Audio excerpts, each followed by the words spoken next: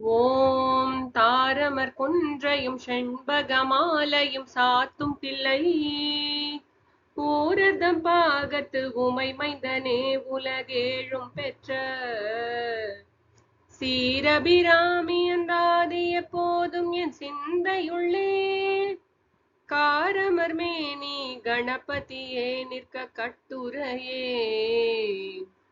Sri Abirami butter அருளிய அபிராமி அந்தாதியில பாடல் 70.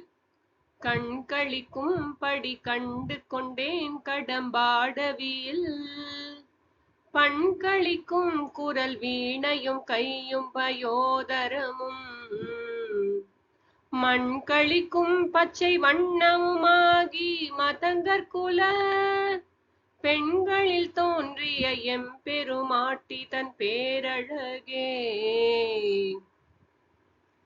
Abirami butter மனசுல அம்பிகைய தியானம் பண்ண வண்ணம் இருக்கார். அம்பிகையின் அழக சொல்லி முடியுமா? எத்தனை திருவுருவங்களை தாங்கி இந்த பூமியில இருக்காவும், எத்தனை திருநாமங்கள் சொல்லி முடிக்க முடியுமா? அம்பிகையின் மகிமைய சஹஸ்ர நாமத்தால சொல்லி முடிக்க முடியுமா? வாக்தேவிகளே அவ்வளவு கஷ்டப்படுறாங்க. எண்ணற்ற திருநாமங்களை உடையவள் அவள். இந்த பாட்டுல அபிராமி பட்டர் சொல்றது பச்சை வர்ணமுடைய ஷியாமளா அப்படிங்கிற அன்னையின் வடிவத்தை. நம்ம லலிதா சஹஸ்ரநாமத்திலையும் ஷியாமாபா அப்படின்னு ஒரு நாமம் இருக்கு, 486. ஷியாமா அப்படிங்கிறதுக்கு பொதுவா கருப்பு அல்லது பச்சை வர்ணம், பச்சை வர்ணத்தினால் ஒளிர்பவள். ஷியாமா அப்படின்னாலே கருப்பு வர்ணத்தினாள் அல்லது பச்சை வர்ணத்தினாள்.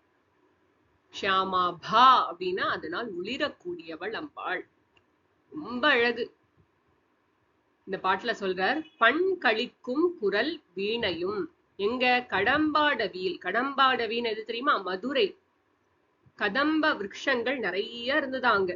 அதனால கடம்ப அடவி அப்படின்னா கடம்ப காடுகள் நிறைந்த வனம்னா அது வந்து மதுரைய சொல்றாங்க.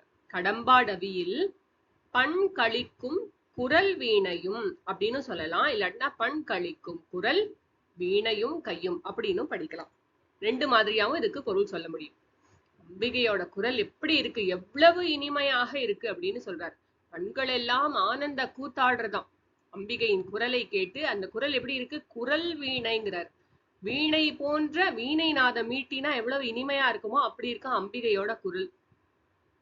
அதாவது இந்த இடத்துல ஆதி சங்கராச்சாரியார் சொல்றார், சரஸ்வதி தேவி வீணை வாசிக்கும் போது அம்பாள் நடுவுல சொன்னாலாம், ஆஹா சபாஷ் அப்படின்னு. அதை கேட்டு அந்த சரஸ்வதி தேவியினுடைய வீணையின் பேர் கச்சபின்னு பேர். அந்த தந்திகள் எல்லாம் அப்படியே ரொம்ப ஷையா ஃபீல் பண்ணிட்டான். ஐயோ, அம்பாளோட குரலை விட நம்மளுடைய வீணையை விட அந்த நாதம் அவ்வளவு இனிமையா இருக்கே, இதுக்கு முன்னாடி நம்ம வாசிச்சா தப்பாயிடாதான்னு சொல்லிட்டு உரைக்குள்ளார போய் உட்கார்ந்துட்டான். 66வது சௌந்தரலஹரி ஸ்லோகம். பிபஞ்ச்யா காயந்தி விவிதமபதானம் பசுபதேஹே त्वयारब्धे वक्तुं चलितशिरसा साधुवचने तदीयैर्माधुर्यैः अपलपिततन्त्री कलवरां निजां वीणां वाणी निचुलयति चौलेन निभृतं. निचुलयति ஒரைக்குள்ளார போட்டு மூடி வச்சுடுறாளாம். நிபிருத்தம் யாருக்கும் தெரியாம சோலேன உள்ள தூக்கி போட்டுடுறாளாம். வீணா வாணி. நிஜாம் தன்னுடைய வீணையை. நிஜாம்னா தன்னுடைய அர்த்தம். என்ன ஆச்சு? தலையை சாச்சுண்டு ஒரு நாளைக்கு சபையில சரஸ்வதி தேவி என்ன பண்ணினா, அம்பாளுக்கு ரொம்ப பிடிக்குமே அம்பிகைக்கு சொல்லிட்டு சிவபெருமானுடைய லீலைகளை எல்லாம் தன்னுடைய வீணையினால வாசிச்சு காமிச்சுட்டு இருந்தா. அம்பாள் தன்னை இப்படி ஆசைச்சு சாது சாது ரொம்ப நல்லா இருக்கு அப்படின்னு சொன்னா. அவ்வளவுதான். இந்த சாது வச்சனை ஆரம்பிச்சோன்னு அந்த 2 வார்த்தை அச்சரமா சொல்ல ஆரம்பிச்சா. அதுக்குள்ளார சரஸ்வதி தேவியோட வீணைக்கு அவ்வளவு ஒரு கூச்சம் வந்துட்டான். அது போய் உரைக்குள்ளார உட்கார்ந்துட்டு சரஸ்வதி தேவி கொண்டு போய் வச்சுட்டாது அப்படின்னு சொல்லிட்டு ஆதிசங்கராச்சாரியார் பாடல். அம்பாளுடைய குரலின் இனிமைய நம்ம வந்து வீணைக்கு கூட நம்ம வந்து உருவப்படுத்தி சொல்ல முடியாது. அதை விட மிகவும் இனிமையானது. பண் கழிக்கும். பண்கள் எல்லாம் இசையெல்லாம் களிக்கும்படியாக, ஆனந்த கூத்தாடும்படியாக அம்பாளின் குரலின் இனிமை இருக்கிறது அப்படின்னு சொல்லலாம். பண்களிக்கும் குரல், அம்பாளுடைய குரல் வந்து அவ்வளவு இனிமையா இருக்கு, பண்கள்லாம். அப்புறம் கையில வீணை வச்சுட்டு இருக்கா, அதுக்கப்புறம் வீணை வாசிக்கிறான். அந்த வீணையோட சேர்த்து கையையும் நினைச்சுக்கிறார். அவளுடைய திருக்கரங்கள் அந்த வீணைய பிடிச்சின்றபடி இருக்கு, அதையும் தியானம் பண்றார் அபிராமி பட்டர்.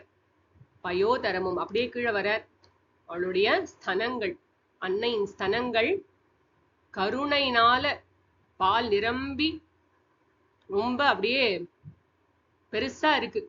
பெருசா இருக்கிறதுக்கு காரணம் கருணை நிரம்பி வழிகிறது.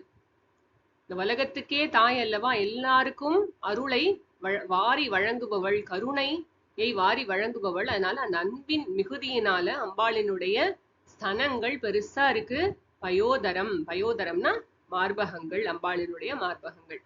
அதுக்கப்புறம் மண் களிக்கும் பச்சை வண்ணமும் ஆகி, மண்ணுனா உலகத்தார், உலகத்தார் எல்லாம் ரொம்ப சந்தோஷப்படுறாளாம். மண் களிக்கும், உலகத்தாரெல்லாம் சந்தோஷப்படும்படியாக பச்சை வண்ணமாக ஒளிர்கிறாள் அம்பாள். அப்புறம் மத்தங்கர் குல பெண்களில் தோன்றிய எம்பெருமாட்டி அப்படிங்கிறார். மத்தங்க மகரிஷியோட பெண்ணாக அம்பாள் அவதாரம் பண்ணினா. மத்தங்கர் குலம்ங்கிறது வீணைய வாசிச்சு அதன் மூலமாக தங்களுடைய வாழ்வாதாரத்துக்கு வேண்டிய பொருளை சம்பாதிக்கிறது மத்தங்கர் குலம். யாழ்ப்பாணர்கள் அப்படின்னு கூட சொல்லுவோம் தமிழ்ல. அந்த மத்தங்கர் குல பெண்களில் ஒருவராக அம்பாள் தோன்றினாள். அதனால அவளுக்கு மாத்தங்கி அப்படின்னு பேரு. அப்படி தோன்றிய எம்பெருமாட்டி, எங்களுடைய தலைவி, எங்க பொண்ணு, எங்க வீட்டு பொண்ணு மத்தங்கர் குலத்துல தோன்ற எங்களுடைய அம்மா, எங்களுடைய தலைவி எம்பெருமாட்டி தன் பேரழகே, அவளுடைய பேரழகை சொல்ல வார்த்தைகளை வர்ணிக்க முடியாத பேரழகு. இங்க வெறும் இதுதான் சொல்றாரு அவர் வந்து. அவளுடைய குரல், கையில் இருக்கக்கூடிய வீணை, திருக்கரங்கள், அவளுடைய மார்பகங்கள், அப்புறம் அதுக்கு மேல அங்கம் அங்கமா சொல்லி எங்க முடிக்கிறது, இதுக்கு ஒரு எப்படி சொல்லி முடிக்கிறதுன்னு தெரியாம மொத்தமா அம்பாளின் ஒளியை பச்சை வண்ணமா ஒளிர்றியேமா நீ, உலகத்தார் எல்லாரும் சந்தோஷப்படும்படியாக நீ வந்து பார்த்தா உன் கண்கள் அப்படியே மனசுல நிக்கிறதே உன்னை பார்த்தா அப்படின்னு சொல்லிட்டு அதுக்கு வந்துட்டார். அப்புறம் மத்தங்கர் குலத்துல தோன்றின மாத்தங்கியாக நீ இருக்கிறாய் அப்படின்னு சொல்லி முடிச்சுட்டார். அப்படிப்பட்ட எம்பெருமாட்டியின் பேரழகை கண் கழிக்கும்படி கண்டு கொண்டேன் அப்படிங்கிறார். முதல் வரியில இருக்கு கண் கழிக்கும்படி. அப்படின்னா நம்ம கோவிலுக்கு போறோம், நிறைய உற்சவங்கள்ல எல்லாம் கலந்துக்கிறோம், நிறைய சத்சங்கத்துல இருக்கோம், நிறைய ஆரத்தி நேரத்துல போய் சாய் ரக்ஷகி போறோம், காலங்காத்தால இதுக்கு போறோம், கோவிலுக்கு சுப்பிரபாத சேவைக்கு போறோம். எல்லாம் போய் அங்க ஆரத்தி காமிக்கும் போது நம்ம பார்த்து எதுக்கு பாக்குறோம், அந்த ஒளியில நம்ம இறைவனை பார்க்கும் பொழுது அந்த திருவுருவத்தை நம்ம மனசுக்குள்ளார நம்ம ஆழமா பதிச்சுக்கணும். நம்ம வீட்டுக்கு வந்ததுக்கு அப்புறமா நம்ம கண்ணால அதை மனசால நம்ம அதை ரீகலெக்ட் பண்ணி நம்ம மனசுல நிறுத்தி தியானம் பண்றதுக்காகத்தான் நம்ம கோவிலுக்கே போறோம். ஆனா கோவிலுக்கு போயிட்டு அங்கேயே கணத்துல போட்டுட்டு அப்படியே அங்க விட்டுட்டு வரக்கூடாது. விட்டுட்டு வந்தோம்னா நமக்கே தெரியறதுல எவ்வளவு மோசமான நிலைமை அதுன்னு சொல்லிட்டு. ரொம்ப பரம ஏழை அவன்கிட்ட ஒரு பைசா இல்ல. அந்த பரம ஏழை ஒரு ஸ்வீட்டு கடை வாசல்ல நின்னுட்டு எல்லா ஸ்வீட்டையும் அப்படியே பார்த்துட்டு இருக்கான். அவனுக்கு ஏதாவது கிடைக்குமா? கிடைக்காது. சாப்பிட்ட அந்த இனிப்போட ருசி ஏதாவது தெரியுமா? அந்த மாதிரிதான் நம்மளும் கோவில்ல போய் கன்னத்துல போட்டுட்டு ஒரு சுத்திட்டு ஏதோ பொங்கலை வாங்கி சாப்பிட்டுட்டு வந்துடுறோம். அப்படி பண்ணக்கூடாது. நம்ம பாக்குற ஒரு விஷயமும் ஒரு முறை தரிசனம் பண்ணினாலும் அந்த அந்த திருவுருவம் நம்ம மனசுல நல்லா பதியும்படியாக ஆரத்தி காமிக்கும் போது கண்ணை திறந்து நன்னா கேப்சர் பண்ணணும். கண்ணால, கண்களால் கண் கழிக்கும்படி, கண்ணெல்லாம் சந்தோஷப்படுறது அம்பாளுடைய திருவுருவை கண்டு. அப்படி கண்டுனா நான் பார்த்து அப்படியே கண்ணால கேப்சர் பண்ணி கொண்டேன். காண்றது கண்கள், கொள்ள வேண்டியது மனம். மனசுல அப்படியே போட்டு அந்த திருவுருவத்தோடைய அச்சை வந்து அப்படியே மனசுல பதிச்சுக்க வேண்டும். அப்படியே மூடி வச்சிடணும். யாருக்கும் வெளியில திறந்து விட்டுறக்கூடாது. காணாம போயிடாம பாத்துக்கணும். மனசுல நினைச்சா உங்களுக்கு அந்த திருவுருவ தியானம் அப்படியே வரணும் மனசுல. அப்படி நம்ம மனசுல எப்பவும் அம்பாளின் திருவுருவை நாம வச்சுக்கணும். நமக்கு எந்த சுவாமி பிடிக்குமோ, கிருஷ்ணர் பிடிக்குமா, வாசுதேவ பெருமாள், இல்ல அனந்த பத்மநாப சுவாமி படுத்துட்டு இருக்கிறவர், தலையிலேருந்து கால் வரைக்கும் நன்னா பார்த்து மனசுல இருத்திக்கணும். இருத்தின்னு வீட்டுல வந்து நம்ம ஜபம் பண்ணிட்டு தியானம் பண்ணணும். தியானத்துக்கு நிறைய நேரம் கொடுக்கணும். மனசுல இருத்தி இருத்தி இருத்தி நம்ம பழக்கப்படுத்தணும். சின்ன வயசுல இருந்தே குழந்தைகளுக்கு சொல்லி தரணும். தியானம் சொல்லி தரணும். உட்காந்து சொல்லு, ஓம் நமோ பகவதே வாசுதேவாய சொல்லு, கிருஷ்ணா அம்மாச்சியை பாரு, உன் கையால பூ போடு. அப்புறமா கண்ணை மூடி அந்த நீ என்ன பார்த்தியோ அதை நீ மனசுல இருத்திக்கோ. மனசுல திரும்ப திரும்ப நீ யோசிச்சு அதுல மனசுல இருத்தி பழக்கு அப்படின்னு சொல்லிட்டு நம்ம குழந்தைகளுக்கு சொல்லி தரணும். சின்ன வயசுல இருந்து ஆரம்பிக்கணும் தியானம். இப்ப ரொம்ப சேட் என்னன்னா, எவ்வளவு வயசானாலும் தியானம் பண்ணணுங்கிறது கூட நிறைய பேருக்கு தெரியறது இல்ல. கோவில் கோவிலா சுத்துறோமே தவிர, யாத்திரையா போறோமே தவிர, அங்க சாப்பாடு நன்னா இருக்கு, இங்க ஃபர்ஸ்ட் கிளாஸா புளியோதரை கொடுத்தா, இங்க தங்கின இடம் ரொம்ப கம்ஃபர்டபுளா இருந்தது அப்படின்லாம் சொல்லிட்டு இருக்கோமே தவிர, பட் யாத்திரைக்கு போன பலன் என்ன? ஒரு முறை பார்த்தாலும் ரமண மகரிஷி ஒரே ஒரு முறைதான் அண்ணாமலையார பார்த்தாராம். ஆனா எப்படி பார்க்கணுமோ அப்படி பார்த்தாரு. அதனால திரும்ப பார்க்க வேண்டிய நீடே இல்லாம இருந்தது. நம்ம அந்த வெளியில புற உலக விஷயங்களை விட்டு அளவுக்கு அதிகமாக அதுல சிந்தனையை செலுத்தாம நம்ம அகத்துல அம்பாளை தரிசனம் பண்ணணும். ரொம்ப எளிமையாக பூஜை பண்ண முடியும். நம்ம அகத்துல அம்பாளை பார்க்கும்போது தரிசனம் பண்றதுக்கு ஒரு விஷயம் தேவையில்லை. ஒரு பூ கூட தேவையில்லை. நம்ம கடைக்கு போக வேண்டிய அவசியம் கூட கிடையாது. மனசால உங்க கைகளால நீங்க மனசுல அந்த வெட்னஸ் கூட ஃபீல் பண்ண முடியும். பூவை நீங்களே பறிச்சு மனசால அந்த மாலையா கட்டி அம்பாளுக்கு நீங்களே சாத்தி அம்பாளுக்கு கந்தமிட்டு விளக்கேற்றி நைவேத்தியங்கள் பல வகையாக பண்ணி ஒரு உட்கார்ந்த இடத்துல அத்தனையும் சாதிக்க முடியும். அந்தர்முக சமாராத்யா பகிர்முக சுதுர்லபான்னு தெரிஞ்சும் கூட நம்ம இதுக்கு பழக மாட்டோம். இத சொல்லி தரத்துக்கு தான் அபிராமி பட்டர் இந்த மாதிரியான பாடல்களை பாடி வைக்கிறார். தியானம் பண்ணுங்கோ, அம்பாளை மனசுல நினைங்கோ, அம்பாளுடைய திருவுருவ மனசுல நல்லா தியானம் பண்ணுங்கோ அப்படின்னு திரும்ப திரும்ப நமக்கு ரொம்ப அழகா சொல்லித்தரார். இன்னும் ஒரு முறை இந்த பாட்டோடைய இத பார்க்கலாம், பொருளை பார்க்கலாம். கடம்பாடவியில் மதுரை மாநகரத்தில் கதம்ப வனங்கள் நிறைந்த மதுரை மாநகரத்தில் பண்களிக்கும், பண்ணுனா இசை, ராகங்கள், அப்புறம் வேதங்கள்னு கூட சொல்லலாம், எல்லாம் சேர்ந்து கழிக்கக்கூடிய சந்தோஷப்படக்கூடிய குரலை உடையவள், குரல் வீணையை உடையவள். வீணையும் அம்பாளோடது அவ்வளவு அற்புதமாக ஒலியை தருகிறது. அம்பாளுடைய குரல் வளமும் அவ்வளவு இனிமையா இருக்கு. அதுக்கு நம்ம உருவகமோ ஓமையோ சொல்ல முடியாதபடி இருக்கு.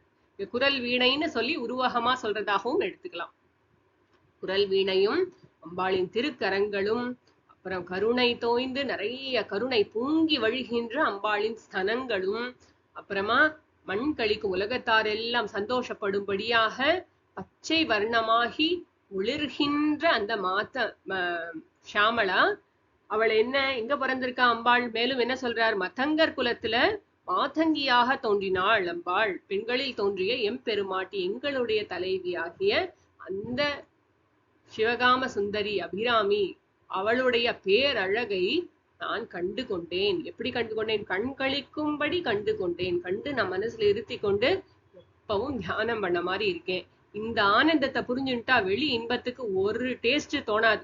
வெளியில போய் ஒத்த வாழ்கிட்ட பேசணுமோ, இதை பத்தி கேட்கணுமோ, இந்த வீட்டு மாமியை பத்தி அந்த மாமி கிட்ட பேசணுமோ, ஒரு விஷயத்த பத்தி நம்மளுக்கு மனசுல ஒரு ஏக்கம் தோணாது. இதை சாப்பிடணும், அதை போகணும், அதுதான் நான் பண்ணணும்னு நினைச்சேன், இந்த மாதிரி புடவை தான் வாங்கிக்கணும்னு நினைச்சேன், இந்த ஊருக்கு போய் இந்த அம்பாள், எங்கேயும் போக வேண்டாம். நம்ம உட்கார்ந்த இடத்துல நன்னா தியானம் பண்ண முடியும்.